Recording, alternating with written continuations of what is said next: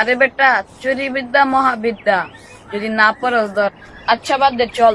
কই যাবি? একটা নানার একটা পেঁপে গাছ আছে, দেখছি পেঁপে বাগছে, চল চুরি করি। আমি আজ এই সবে নাই ভাই, তুই যা। আচ্ছা যাই, তুই মিস করলি রে পাগলা, বুঝলি না?